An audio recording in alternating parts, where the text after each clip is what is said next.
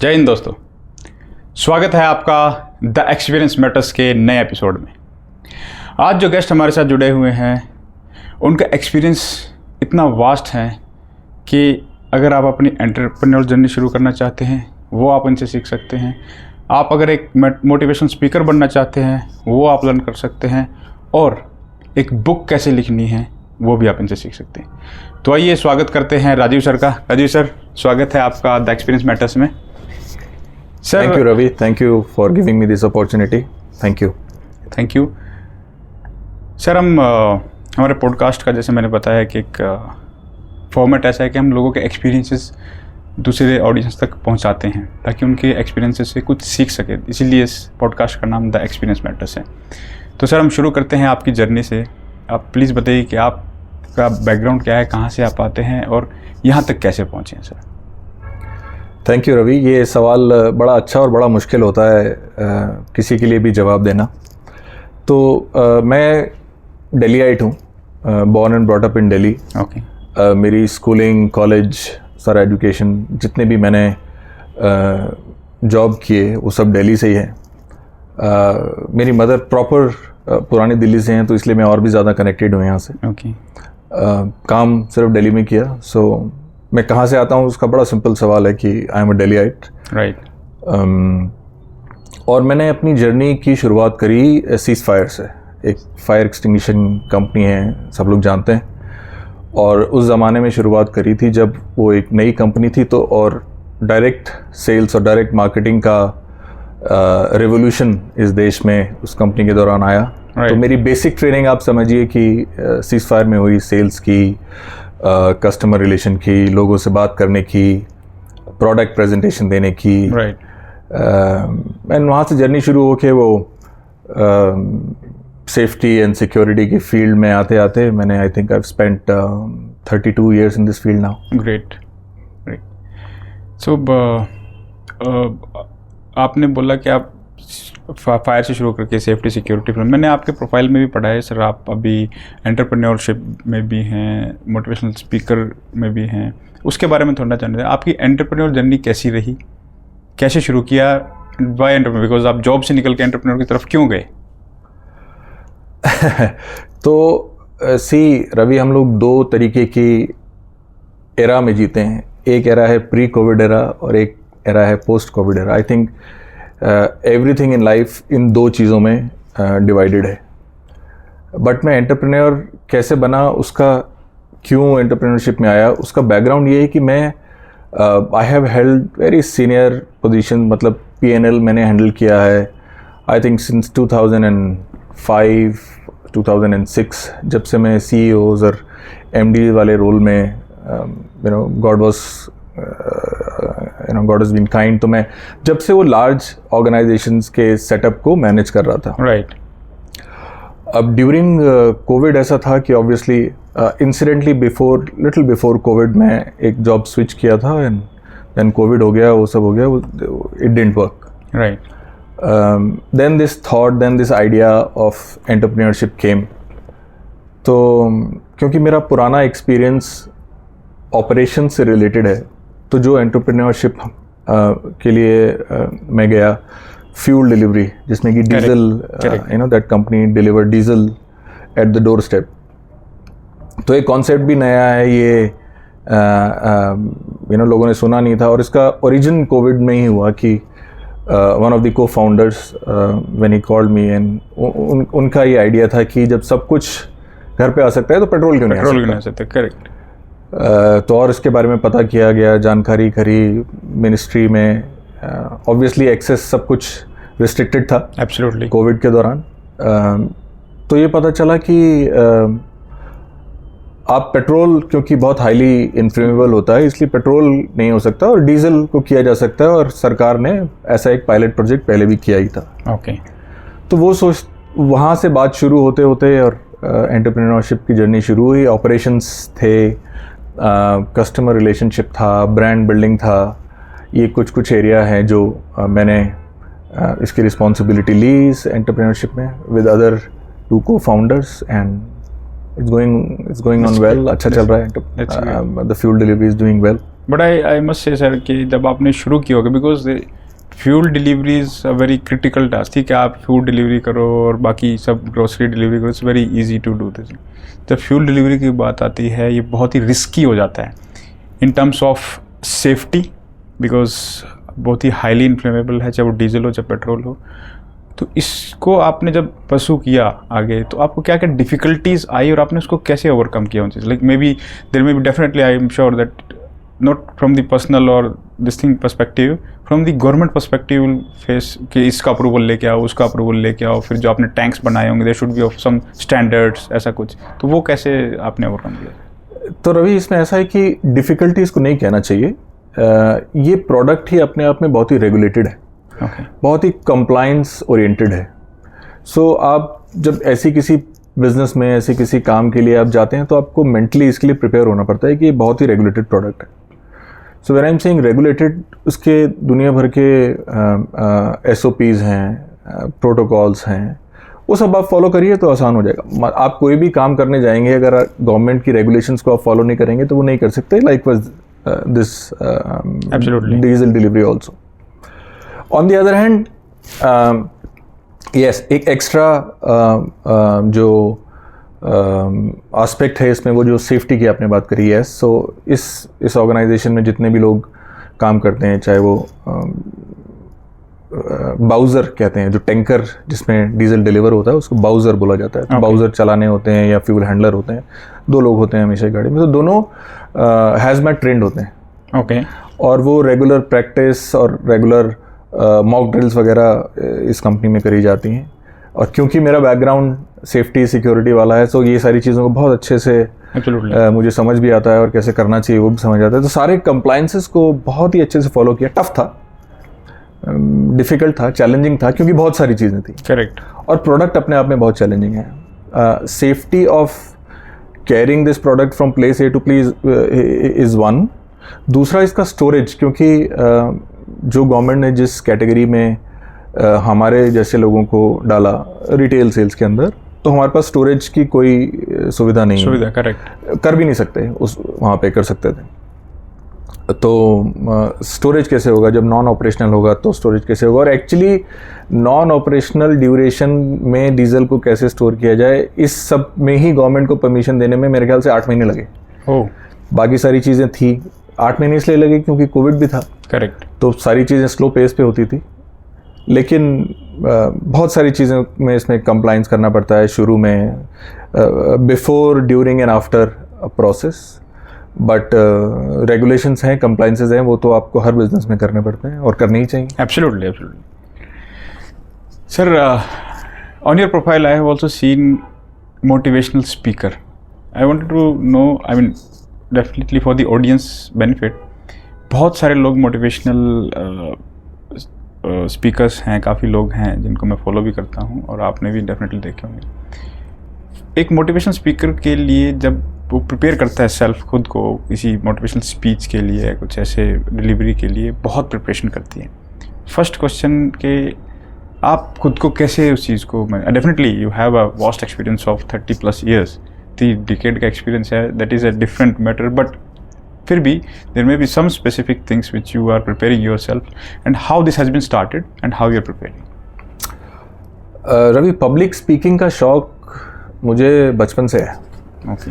मैंने स्कूल में भी कई बार स्टेज पे चढ़ के बातचीत किया है। तो वो मोटिवेशनल स्पीकर नहीं था, वो तो मतलब असेंबली को एड्रेस कर रहे हैं या किसी एनुअल फंक्शन में बातचीत कर रहे हैं। मैंने कॉलेज में भी ये सब बहुत कुछ। Correct.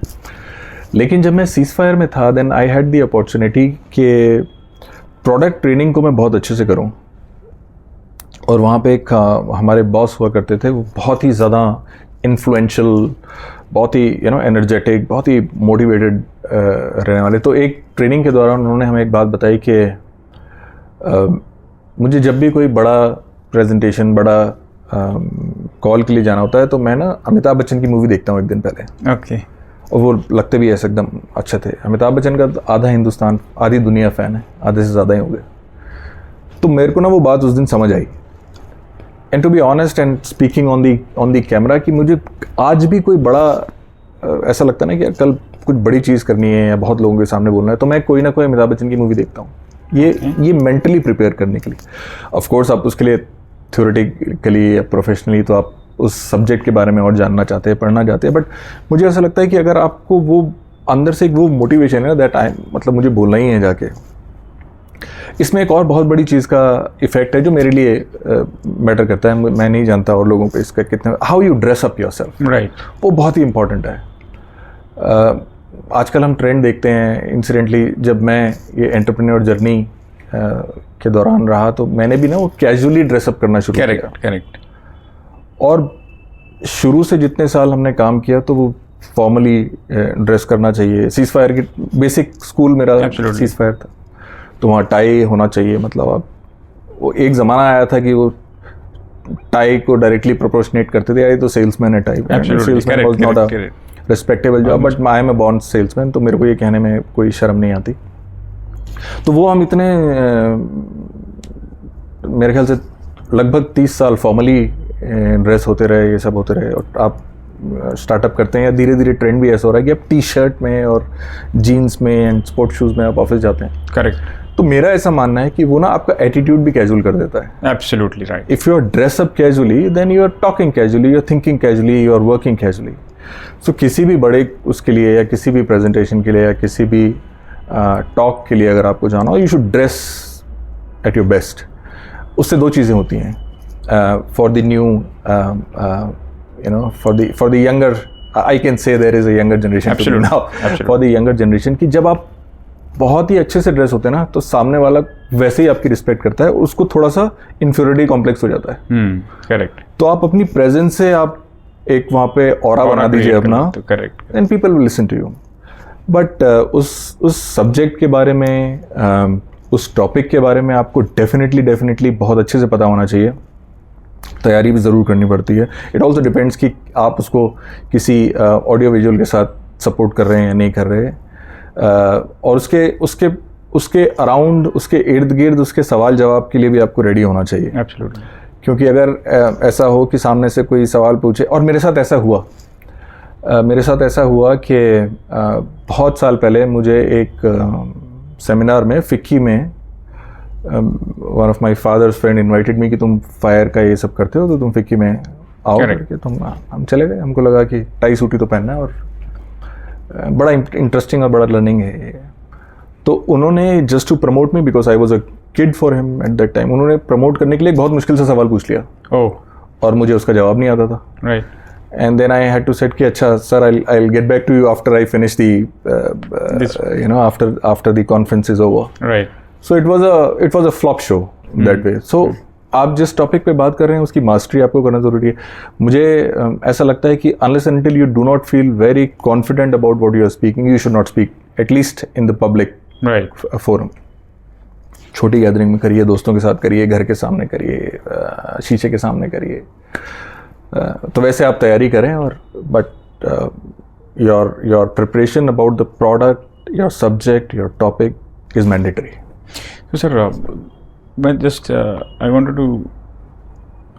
you to emphasize on the आप प्रिपरेशन कैसे, फॉर एग्जांपल जैसे कि आपको कहीं मोटिवेशनल टॉक देना है, नंबर वन तो आप टॉपिक कैसे चूज़ करते हैं? Because motivational speaking is not है कि आपको किसी एक पर्टिकुलर टॉपिक पे बोलना है। जैसे आप फायर सेफ्टी बोलना है, सिक्योरिटी बोलना है, उसके लिए because you are the master, आप उसमें किया है, आपका स्किल है, सब कुछ आप बोल दें, कुछ भी बोल दें। बट मोटिवेशनल स्पीकिंग ऐसा है कि आपको उसमें ऐसे ऐसे एग्जांपल्स देने पड़ते हैं लोगों को मोटिवेट करने के लिए, दैट इज़ वेरी डिफिकल्ट। कि उसमें आप कहीं बुक में नहीं लिखा हुआ कि आप ये पढ़ के वहाँ पे जाके बोलेंगे तो पीपल विल गेट मोटिवेटेड। तो वो कैसे करते हैं कि कैसे, कौन सा, फॉर एग्जांपल किसी गैदरिंग में आपको जाना है, 20-30 मिनट्स की आपकी टॉक देनी है, कैसे चूज़ करते हैं कि इस, बिकॉज आपकी जो ऑडियंस है वो डाइवर्स बैकग्राउंड है, वो कैसे आप सेलेक्ट करते हैं, कैसे प्रिपेयर करते हैं उसको? मुझे लगता है रवि, इसके लिए 3 बातें बहुत इंपॉर्टेंट हैं। ऑडियंस जैसे आपने जिक्र किया, तो आपको पता होनी चाहिए कि आपकी ऑडियंस कौन है। और I have had the opportunity कि मैं कॉलेज स्टूडेंट्स के सामने भी बात करने का मुझे मौका मिला है, कॉर्पोरेट्स में भी बात करने का मौका मिला है। जब मैं in my early days of career, मैंने ना कई बार ऐसा मुझे मौका मिला है कि मैंने अपने से सीनियर लोगों को प्रोडक्ट प्रेजेंटेशन दिया। बट यू आर सेइंग कि प्रोडक्ट के बारे में तो मालूम मास्टरी है सर, उसमें तो मास्टरी होती है। सो ऑडियंस क्या है वो आपको जानना बहुत ज़रूरी है। दूसरी बात, आप अपनी रियल लाइफ एक्सपीरियंस शेयर करते हैं वो उसके लिए आपको बहुत ज़्यादा प्रिपरेशन करने की ज़रूरत नहीं होती, आप चीज़ों को कनेक्ट कर सकते हैं। तो मेरा अभी थोड़े दिन पहले एक बहुत बड़ी यूनिवर्सिटी में जाने का मौका मिला और मैं वहाँ स्टूडेंट्स से बात कर रहा था, तो मैं उन्हें कम्युनिकेशन का एक एग्जांपल देने की कोशिश कर रहा था। और कम्युनिकेशन का एग्जांपल्स देने के लिए मैंने उनको घर की अपनी कुछ स्टोरी सुनाई। तो मैंने उनसे ये भी बोला कि यार मैं ना आपको अपने घर की स्टोरी सुनाता हूँ जो जनरली पब्लिक में कोई नहीं सुनाता, और उनको मैंने रिलेट किया कि यार कैसे एग्जांपल हो सकता है। राइट। तो मैं यहाँ भी, आप चाहो तो कुछ एग्जांपल अगर तो आप उसको एडिट कर सकते हैं या जैसा भी कर सकते हैं, बट मैं ज़रूर सुनाना चाहता हूँ। So it is about, I think about 15-20 साल पुरानी बात होगी। एंड मैं ऑफिस के लिए सुबह तैयार हो रहा था, and in my of course in the bedroom, और मैं नहाने के लिए शायद बाथरूम वगैरह कुछ गया। मेरी वाइफ किचन में थी, सब लोग होंगे घर में। तो incidentally made was entering in the room. Okay. तो मेरी वाइफ मेरे को हमेशा बोलती हैं कि यार आप अपना मजाक क्यों सबके सामने उड़ाते हो, but this is an important example that I. तो मेरी वाइफ ने मेड को बोला कि भैया ना नहा रहे हैं, अंदर से दरवाज़ा बंद रखो। सो बड़ा सिंपल इंस्ट्रक्शन है। एब्सोल्युटली। तो मेड अंदर गई और उसने अंदर से दरवाज़ा बंद कर दिया। So this is an example of communication. Absolutely. कि आपने किसको क्या बात बोली और किसको क्या समझ आई, उसके बहुत सारे डिजास्टर्स हो सकते हैं। Absolutely, absolute disaster. It could have been an absolute disaster. तो रियल लाइफ एग्जांपल से तो मैं जब हाँ बात कर रहा था, तो ये कम्युनिकेशन ठीक होना चाहिए। मुझे लगता है कि लाइफ में जो ऑडियंस था, जो स्टूडेंट्स थे, वो कभी नहीं भूलेंगे इस बात को कि मैंने ये कहा था कि और ये वाला एग्जांपल। एब्सोल्युटली। तो आप रियल लाइफ एग्जांपल्स देखिए, अगर अपनी बात को रखना चाहते हैं, आप किस टॉपिक पे बात करना चाहते हैं, कम्युनिकेशन पे बात करना चाहते हैं, क्रिएटिविटी पे बात करना चाहते हैं, ब्रांड बिल्डिंग पे बात करना चाहते हैं, रिलेशनशिप पे बात करना चाहते हैं, रिलेशनशिप पे आप बात करना चाहते हैं, रियल लाइफ एग्जांपल्स होते हैं। आप जनरली ऑडियंस में जाते हैं तो 1 आध 2 4 लोग आपको ऐसे मिलते हैं जो आपके साथ करेक्ट कई सालों से। So you know God has been really kind. और मेरे जो रिलेशनशिप बनते हैं लोगों से 20-20, 22-22, 25-25 साल पुराने दोस्त हैं मेरे प्रोफेशन में आज। उनके साथ हम काम कर रहे हैं या नहीं कर रहे हैं। तो आप ऐसे एग्जांपल्स बताइए तो वो आप अपने सब्जेक्ट को कनेक्ट कर सकते हैं। तीसरा, अगर आपके पास स्टैटिस्टिक्स या डेटा है अपनी बात को रखने के लिए, राइट, तो चाहे वो प्रोडक्ट की आप बात कर रहे हैं, राइट, जैसे हम कभी कभी इंडस्ट्रियल सेफ्टी की बात करते हैं, इंडस्ट्रियल एक्सीडेंट्स की बात करते हैं, तो उसमें एक बड़ा एक कॉमन सा डेटा है और हम लोगों को पता होता है कि अबाउट 88-89% जो एक्सीडेंट्स होते हैं ना, वो ह्यूमन एरर होता है। बाकी 8-9% जो होता है वो मैकेनिकल फेलियर होता है। Correct. 2% एक्ट ऑफ गॉड होता है। करेक्ट। तो ये स्टैटिस्टिक्स हैं, आप लोगों को समझ आएगा। तो मैं जाके ऐसा बोलूँ कि अगर यार 88% तो है, लेकिन जो मैकेनिकल फेलियर होता है मेरे अकॉर्डिंगली वो भी ह्यूमन एरर है। करेक्ट। क्योंकि मैकेनिकल फेलियर जब भी होगा जब आपने उसको, उस प्रोडक्ट को, उस मशीन को, उस चीज़ पे ध्यान नहीं दिया होगा। एब्सोल्युटली, सर्विसिंग नहीं की है कुछ। तो आप बहुत सारे एग्जांपल्स, भोपाल आज सबको मालूम होगा। वहाँ तक नहीं जाइए, आप अपनी गाड़ी के क्लच प्लेट पे आइए, करेक्ट, ब्रेक पे आइए, टायर्स पे आइए, टायर की हवा पे आइए। तो बहुत सारे ऐसे रियल लाइफ एग्जांपल हैं, बट स्टैटिस्टिक्स से उसको ऐड करेंगे। सो you know the audience, you should know your audience. 2, you should relate it to real life examples, क्योंकि आप जब अपनी रियल लाइफ एग्जांपल देते हैं ना, वो सब लोग के दिमाग में आता है, अच्छा मेरे साथ भी ऐसा ये हुआ। हाँ, लोग कहीं ना कहीं कनेक्ट करते हैं उस चीज़ को, हर चीज़ को कनेक्ट करते हैं, क्योंकि सबकी लाइफ वैसे ही होती है। 24 घंटे में मोर और लेस सब वही बातें करते हैं, तो कहीं ना कहीं वो कनेक्ट हो जाता है। राइट। और तीसरा, if you can add some statistics, some numbers, some figures, some facts, तो वो और अच्छा बन जाता है। एंड आई ऑल्सो थिंक कि ये कोई भी जो आप स्पीच करने चाहें, जहाँ आपका ऑब्जेक्टिव ये है कि ऑडियंस आपको अच्छे से सुने, वो बहुत लंबा नहीं होना चाहिए। Correct. 30 to 45 minutes is a good enough time to convey your message. इसीलिए कॉलेजेस में, स्कूल्स में एक क्लास का टाइम ही होता है ना, 40 minutes maximum. 40 minutes, that is why. So right sir, so we'll move forward with your new achievement which you have just announced on your LinkedIn, is that announce of your book Pocket Square। इसके बारे में हम जानना चाहेंगे कि pocket square कैसे हुआ और नाम पॉकेट स्क्वायर क्यों? वाह, तो मैं अपने शब्द वापस लेता हूँ। मैंने कहा कि 30 मिनट में बात खत्म करनी थी, लेकिन मैं 1 घंटा और बोलूँगा इस बारे में। Sure, absolutely. सो शुरू से शुरू करते हैं कि pocket square is a collection of 24 biographies of the stalwarts of the security industry. Right. One, I belong to the security industry. Two, these 24 people are very very high flying people. और ये वो सब लोग हैं जो मेरा YouTube channel है जाने अनजाने, उनको मैंने उसमें इंटरव्यू किया। Right.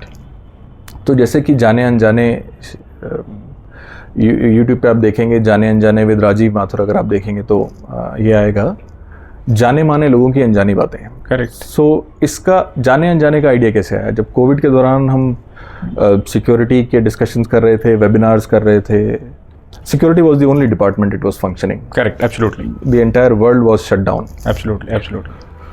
तो मुझे ऐसा लगता था कि यार ये तो बहुत सीरियस, अगला वेबिनार और सीरियस हो रहा है। ऑब्वियसली सिचुएशन सीरियस होती थी तो सारी चीज़ें करेक्ट सीरियस होता रहता था वहाँ भी।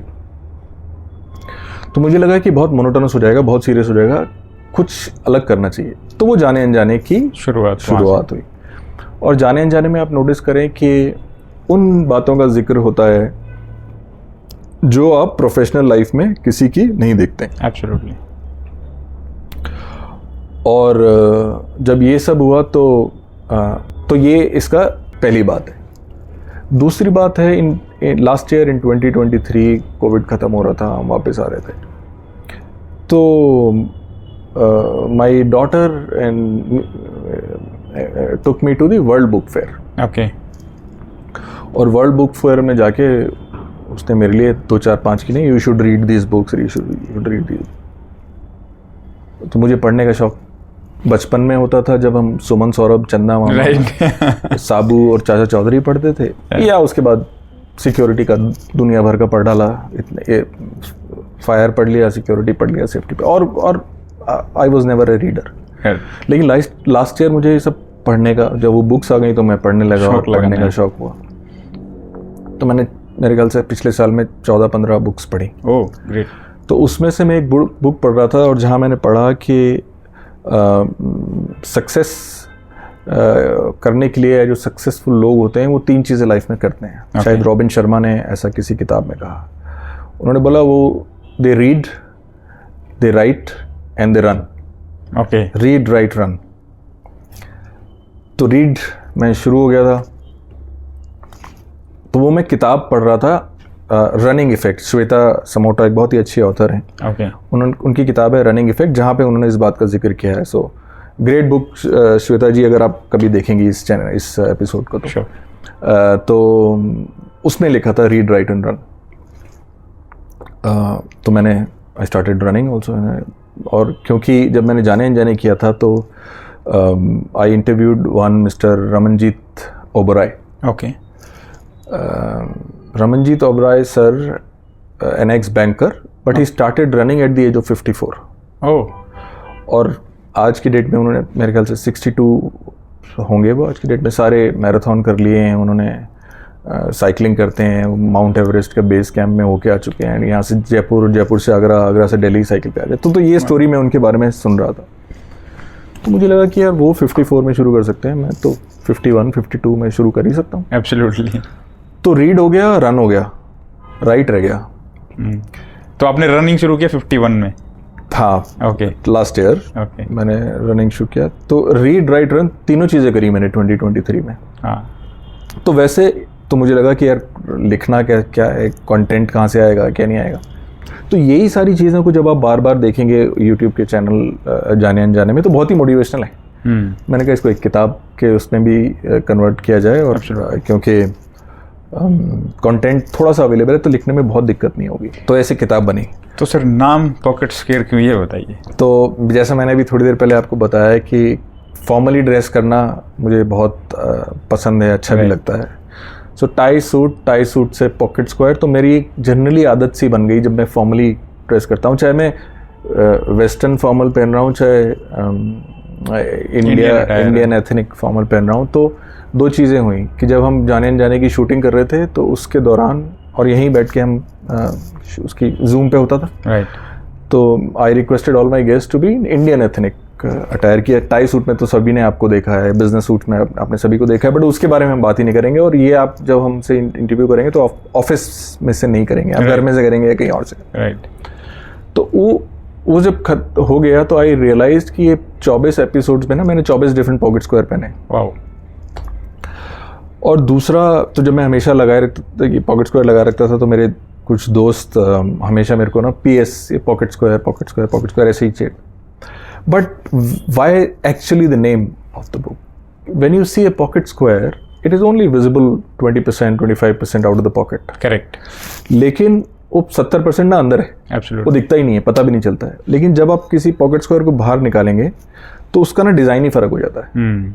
उसको देखने का तरीका बदल जाता है। कोई 4 तरीके से दिखता है। कोई पॉकेट स्क्वायर को लगाने के during my research I learn that pocket square को लगाने के 72 तरीके होते हैं। 72 तरीके। वाओ। तो मुझे लगता था कि मेरे को 5-6 तरीके से आता है, तो मुझे 72 अभी भी नहीं आते, क्योंकि बहुत ही ज़रा सा फ़र्क होता है। मुझे 3-4 तरीके से लगाना आता था, तो मुझे लगता था। तो पॉकेट स्क्वायर तो हर एक आदमी का जो ट्रेट है, उसकी जो हॉबी है, जो अननोन थिंग्स हैं, जो छुपे हुए हैं, एब्सोल्युटली वो इस किताब में बाहर वाओ निकाल के रखे गए हैं। Very unique idea. हाँ, तो इसलिए इसका नाम पॉकेट। वेरी यूनिक सर, आई मस्ट से वेरी यूनिक आइडिया। और आप देखें कि the love and passion for pocket square is that कि हमने स्पेशली पॉकेट स्क्वायर प्रिंट कराए। और ये पॉकेट स्क्वायर आपके लिए। Oh, thank you sir, thank you. और अगर आप ध्यान से देखें कि ये पॉकेट स्क्वायर का जो डिज़ाइन है, हाँ, एब्सोल्युटली, ये यही वाला पॉकेट स्क्वायर है जिसकी फ़ोटो खींच के इसके बैकग्राउंड पे दिया गया है। Wow, that's great. So that is how the pocket square story is. Thank you sir, thank you for this. This I will love because जो मैंने आपके एपिसोड्स देखे हैं और जब मैं आपके पोस्ट देखता हूँ, आपके कुछ फोटोज़ देखता हूँ, I admire you also. Thank you sir. The way you dress up and जो आपने बात बोली कि आप कहीं भी जाते हैं आपकी ड्रेस बहुत मायने रखती है, तो I also believe the same. मैं कहीं भी the first thing, मैं एक छोटा सा एग्जांपल देना चाहूँगा। जब मैं ऑफिस जाता हूँ ना, तो हमारे ऑफिस में ऐसा नहीं है कि आपको फॉर्मल ही डालनी है। There is definitely a dress code कि आपको प्रॉपर शर्ट या ट्राउज़र और शूज़ डालने हैं, बट ऐसा नहीं है कि आपको फॉर्मल ही डालनी है या सूट ही डालना, ऐसा कुछ नहीं है। But I still go in my formals, proper formals जो भी होता है office, whether it's a Friday whether it's a Saturday. अगर मेरे को ऑफिस जाना है तो I will wear formal. People मेरे को बोलते हैं ऑफिस में कि भाई कभी तो तुम कैजुअल डाल लिया करो। मैंने कहा जब मैं कैजुअल डाल के जिस दिन आ जाता हूँ ना, मेरे को मन ही नहीं करता काम करने। करेक्ट थॉट प्रोसेस वैसा हो जाता है। Absolutely. So you are coming casually, you are working casually, you are thinking casually, you are doing casually. Absolutely. So thank you sir, thank you for your Ravi, ये एक बुक पॉकेट स्क्वायर आपके लिए। Thank you sir, I wanted to buy this thing but I couldn't get the link for this book, No but problem. I definitely buy one also. Sure. Thank you for this book sir, I definitely go through this book. And this is the end of our podcast. I hope जो audience इस podcast को देखेगी, they will definitely get something for them to get motivated and do something in life. Thanks for your time sir. It was pleasure hosting you on our show.